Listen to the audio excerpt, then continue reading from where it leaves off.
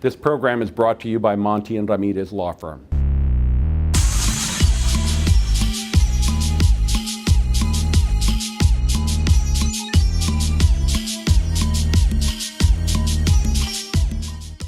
This is Tony Diaz with The Other Side, and you know we're always cutting edge and deep and on political issues of the moment. Right now we're here with our new friend, Jose Antonio Vargas, and he's got an incredible new book, Dear America, Notes of an Undocumented Citizen.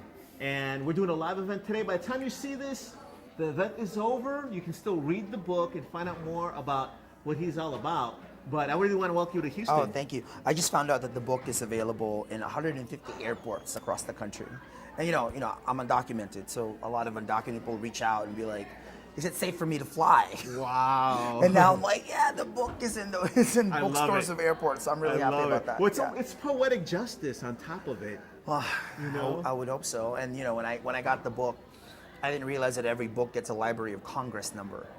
So. Your book's documented. So I don't have a passport, I don't have a green card, but the book is documented. You gotta love America. No, you're like revealing all these interesting inconsistencies. Now, of course, our regular listeners are like, hey, we tuned in to see Jose Antonio Vargas. I'm actually Joseph Chang. Right? That's my little joke. No. So if you see like an Asian-looking person with a Latino name, it means they're Filipino. Right, like a little tip from me to you. You know, it's called Spanish colonialism, exactly. Right? And that's why. And however, like as you saw with my name, there's no accent on the E because after the Spanish came, the Americans came, and then when they brought their typewriters to the Philippines, they couldn't put accents on our names. So my name is like a marriage of colonialism and imperialism, right? I mean, that was interesting, kind of finding out when writing this book. I mean, you know, you and I spoke on the phone about how too often, whenever we talk about immigration, we don't really investigate why people come to begin with, right? So, like, what did NAFTA do to Mexico? Like, why did Mexican farmers felt the need that they had to come here to feed their families? Right. What did we do to Central America? Like, what did the drug war do to Honduras, El Salvador, and Guatemala? Are we surprised that their governments are unstable?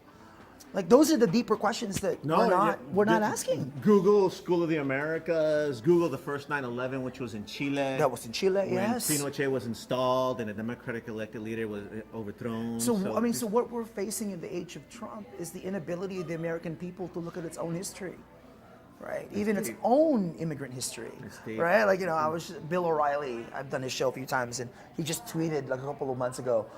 Here, I guess he was in Ireland, and he said, "Oh, I'm on the land, and my great grandparents, did it the right way, coming to America." And when he says that, people don't call him out. People don't say, "Wait a second, the right way." You mean when the Irish came in after the potato famine, there was no visas, there were no border patrol, there was no green cards, right? And so, give me a break, But this is where I think it's so important that people like you, it's so important that we remind people what the real history is, right? And how, in many ways, the media has failed us. Right. And I'm saying this as a journalist who's a part of the media, right? Well, no, and I think what's really powerful about the book, too, is I love that you had to write a book because, of course, you're a Pulitzer-Prize winning journalist. So when you convey these facts, it's well-researched. And, El Vato can write. We know that. Oh. But you picked a different form. I can write because of American public schools. That's why I can write. I can write because of public libraries. I can write because of Sandra Cisneros. There was when I was in high school, freshman year, the only black woman in my school was Mrs. Fuqua, the teacher. She taught English. And one of the first books she had us read after Nathaniel Hawthorne's Scarlet Letter, the Scarlet Letter, was The House on Mango Street. Oh, man. And up to then, all I read was like all white guys. Love it. And then Toni Morrison. And then Sandra Cisneros. And so Sandra Cisneros, actually, when I was writing this book, I was thinking a lot about how she constructed the house on Mango Street. Love it. Right? And kind of all the memories of growing up. Esperanza, that young girl in the middle of that story. So we can write. And the beauty of the book is I don't need to tell the government that, my mind is free. So therefore, I was able to potent. write this book. That's potent. No, of course, Sandra Cisneros, a dear friend in Nuestra Palabra. She's amazing. But on tour, you got the whole Latino intelligentsia. You were Jorge Ramos, It's Marina Hosa. Yes, I'm just really lucky. I think the Latino community has kind of like adopted me. Jorge was like, if they arrest you, Jose, you're gonna... You know, Filipinos, we're like the nurses. Right? So you go to like Houston, all the Filipinos here, a lot of them are nurses. So hey, if you're gonna deport me, you're gonna have to deal with Filipino nurses. Well, and I think the other part too is you really make it a universal issue. And I'm using this in my Mexican-American literature course. And my students, that's amazing. it really touches them when they hear how you found out that you were undocumented. If you want to share some of that. Yeah, so I, came here from the Philippines when I was 12, thought everything was fine, and then I went to the DMV when I was 16 to get a driver's permit, and I brought my green card that my grandfather had given me. You know where this is going. And the woman at the DMV flipped the green card around, and she was the one who said this is fake. And I'm gonna be honest with you. The moment she said that, in my head, all I could think of was, I'm not Mexican. Because this was 1997, right? The height of like Pete Wilson, Proposition 187 in California. And back then, even now, whenever anybody said anything about fake papers or quote unquote illegal people, it was about Mexico. Right. It was about the border. It was about the wall. So I actually internalized that. And it wasn't until I went home and confronted my grandfather that I found out that it was true. And then my grandfather said, I'm gonna marry a woman, a US citizen, and then work under the table as a janitor. And then when I marry, I'll become an American citizen. Man. And then I told him that I'm gay, and that I wasn't gonna correct one lie with one more lie, right? And actually, last night I was just with some friends, and the pressure for undocumented people to marry. I hadn't really thought about that. The pressure that a lot of undocumented people face to marry so that the parents can adjust their status, right? Because once you get married, it impacts the whole family.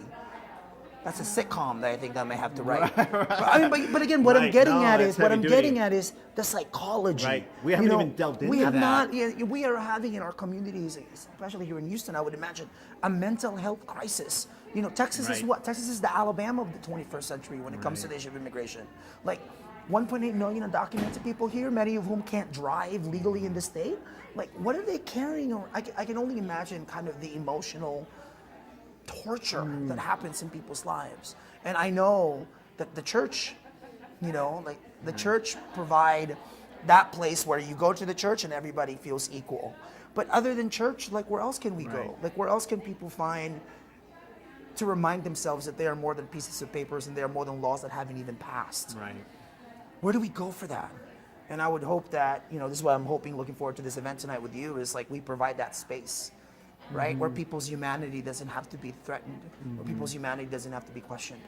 Well, and people, even who, if they disagree with you, Oh, yeah. I think what's powerful though is that you've actually taken a very high ethical road by ending the lies, and that's the irony. Is that you've got some Latinos who take advantage of a broken immigration system and turn their backs on immigrants. You've actually turned your back on. You could have just kept lying and lived a comfortable life. Now your freedom's at risk, your career's at risk. But what is not at risk is my sense of what's right. Man. That's not at stake, right? So I started Define American 7 years ago when I came out, because the goal is, how do we define American at this moment of unprecedented demographic shift? How do we look at that Mexican undocumented day laborer and know that that person is completely connected to the Irish people that built the railroads, to the Chinese that helped them?